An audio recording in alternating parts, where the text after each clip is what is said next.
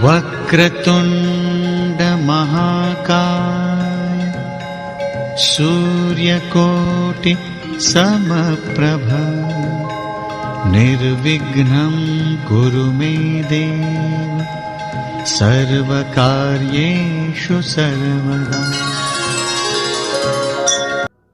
आप लोग ये सब तो जानते ही होंगे कि कलयुग की शुरुआत 5000 साल पहले हो चुकी है।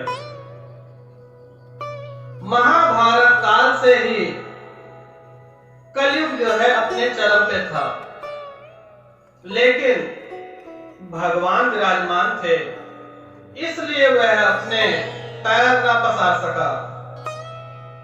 और पैर भी कैसे पसारेगा? जहां भगवान विराजमान होंगे वहां पे कलयुग क्या, आपको कोई दुख छू भी नहीं सकता है।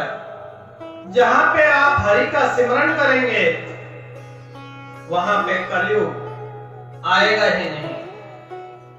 कलयुग कुछ ही जगहों पे रहता है। अब आपको उदाहरण स्वरूप महाभारत में याद ही होगा कि भाई भाई के खून का प्यासा था, जुआ था, मदिरा थी, वैशाल्य था। यही वो स्थान है जिसमें कलयुग विराजमान है। लेकिन कलयुग अपने पत्ते न खोल सका, क्योंकि जब तक भगवान जीवित रहे धरती लोक पे, तब तक कलयुग जो है अपने पैर न पसार सका। लेकिन जब भगवान ने ये धरती छोड़ दी और पांडवों ने स्वर्गलोक की यात्रा कर ली और राजा परीक्षित को अपना राजपाट सौंप के चले गए, तब कलयुग ने अपने पैर पसारने शुरू कर दिए। कलयुग के जो स्थान है वो मदिरालय, वैशाल्य, मदिरालय, वैशाल्य, स्वर्ण, भूमि और स्त्री में विराजमान है। आज भी कलयुग में भाई भाई के लिए वजह क्या है जानते हैं? यही वो चीजें हैं। धन के लिए जिसमें स्वर्ण भी आ जाता है, वैश्यालय, शराब, जुआ, इन्हीं स्थानों पे कलयुग विराजमान है। लेकिन भगवान श्री कृष्ण के देह त्यागने के बाद जब महाराज परीक्षित को राजपाट सौंपा गया, जगह जगह कहीं खून हो रहा है, कोई लड़ाई झगड़े में विलिप्त है, कोई किसी परेशानी से विलिप्त है, बूढ़ी मां को खाना नहीं मिल रहा, भाई भाई में विवाद हो रहा है। बहुत ज्ञानी आदमी थे राजा परीक्षित, और उन्होंने अपने ऋषि को बुलाया और पूछा, हे ऋषिवर, इसका कारण बताइए कि हमारे राज्य में ये क्या हो रहा है। तो ऋषिवर कहने लगे, हे राजन, आपके राज्य में कलयुग की शुरुआत हो चुकी है। राजा परीक्षित बड़े दुखी हुए और कहने लगे, महाराज, इसका कोई उपाय बताइए, मेरे जीवित रहते कम से कम कलयुग ना आ सके। तो ऋषिवर कहने लगे कि महाराज, आप उसे ढूंढिए, समझाइए, हो सकता है वो आपकी बात जरूर मानेगा।